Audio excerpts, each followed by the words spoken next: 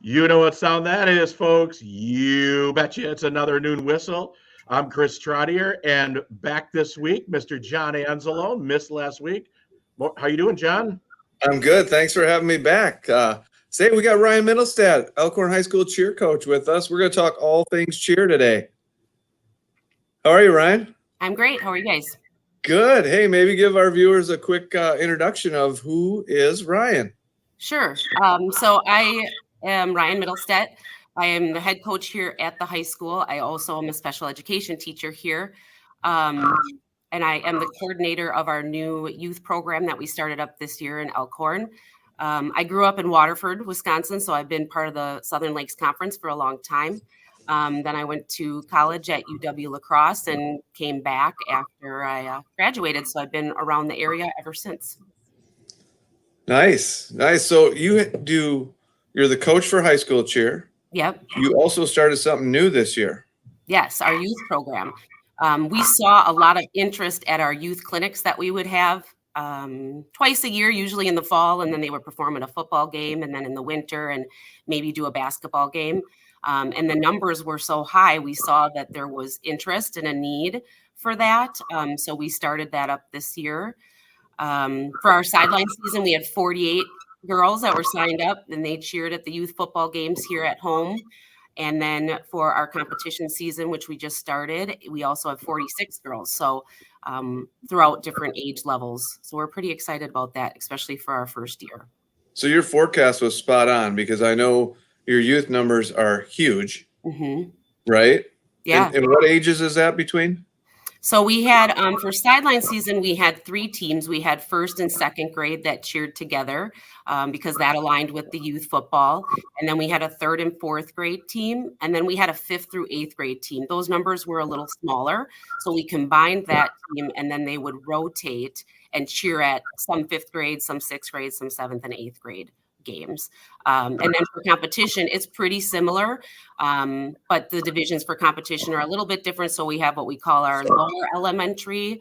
So that's going to be primarily our 1st and 2nd grade kids. We've got upper elementary, which can go from 1st up to 4th grade. So we have a couple of our younger kids on that team. And then we have what we call our middle school rec team, which is more of that like 4th, 5th through 8th grade team.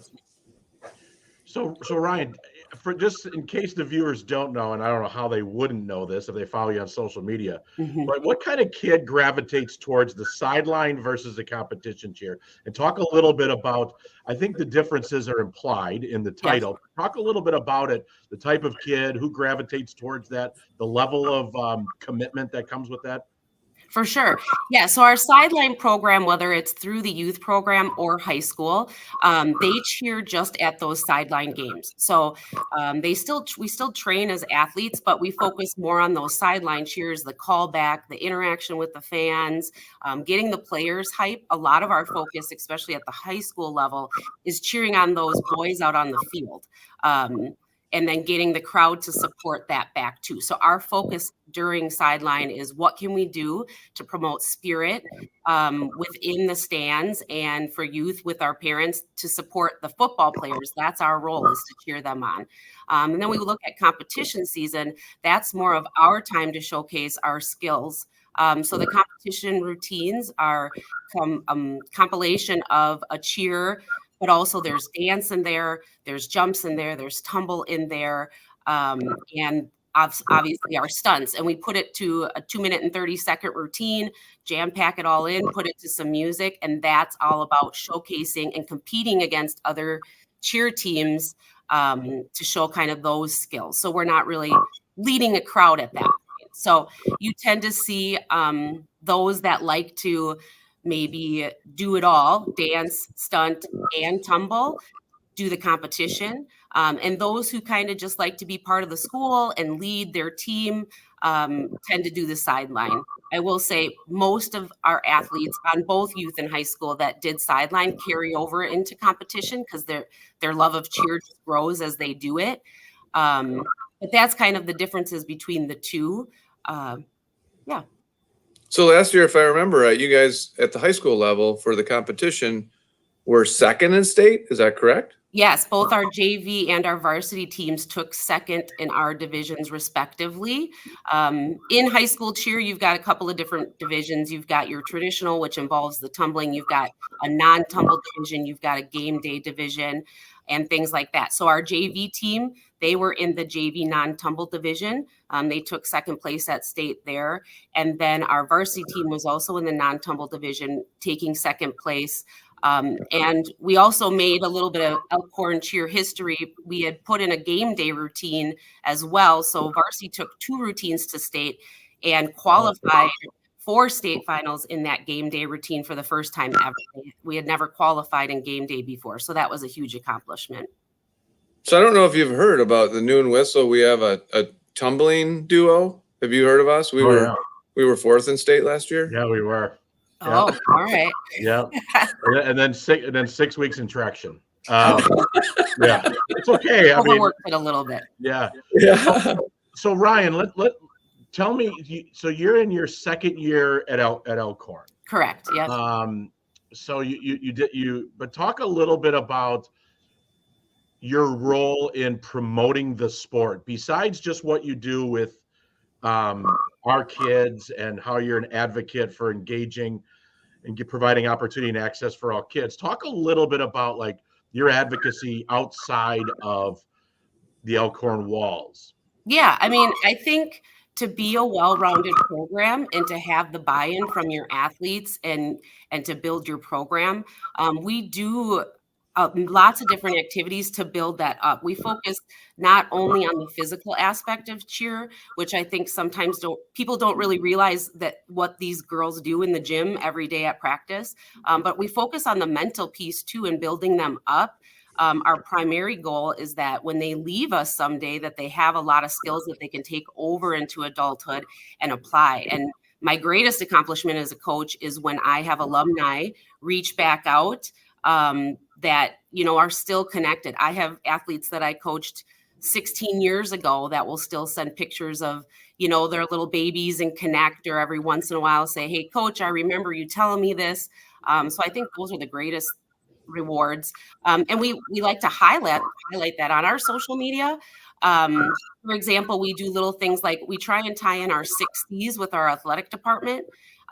So each week we have the athletes vote. It's a team-led vote for our high school team. We pick one C word of the week, and then all the athletes vote all week. And then whoever wins, we get a little trophy. We post it on social media. We like to highlight those strengths too, because sometimes you might have those athletes that feel like they're not as physically capable as some of their teammates. So it's a good way to highlight those other strengths that they can provide to the team as well.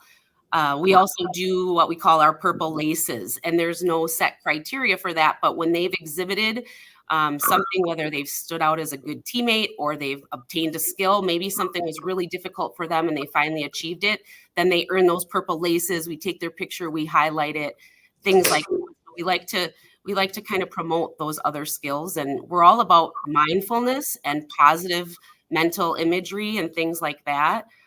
Because those are some key components that I've seen over the years that as I've started to implement those in my coaching, it makes a big impact on the athletes.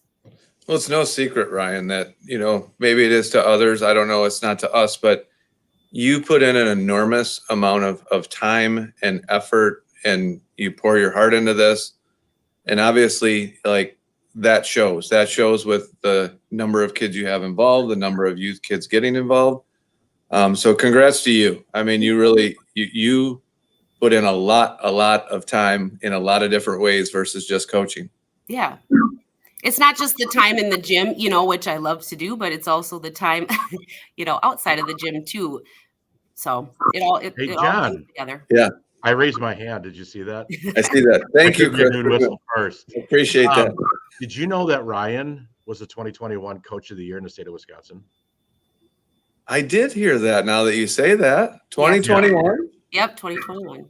Wow, we're in the midst of greatness. Yes, we are. Greatness. I think this might be the first Coach of the Year we've had on this program. I think it is. It is for sure. I think it is. Well, yeah. So now, after those years, you got to live up to that title, right? You can't let it slack now moving forward. You So, set the bar, now you got to keep it. That's right. That's right. So Ryan, we know that both of us, John and I, are well aware of what the athletic department is trying to accomplish around those 6 C's. Yes. Yes. And having coaches culture meetings. Yep. That's a mouthful. Every month, I believe it is. Yep.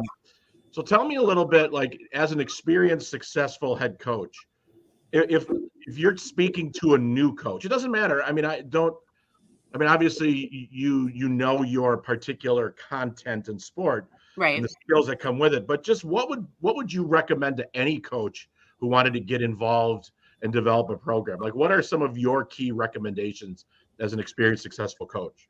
Well, I think the biggest thing is developing that relationship with your athletes. Like, they have to be able to trust you and know that you feel that they have value and worth, so that you get the buy-in. They tend to work harder when you do that. So I think the biggest thing is that relationship piece, to build that, and then that trust.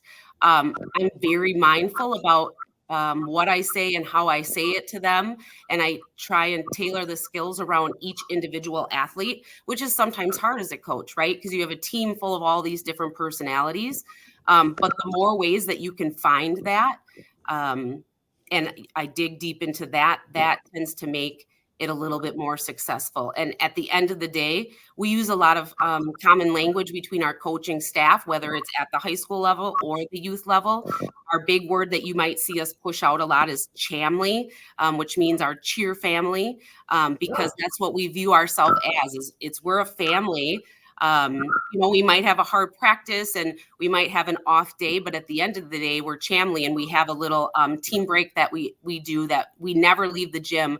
We always say we will never leave the gym without saying goodbye to each other. And we say that mantra after each and every practice or each or everything, because it just brings us all together. It makes everybody feel supported and feel like they have their role.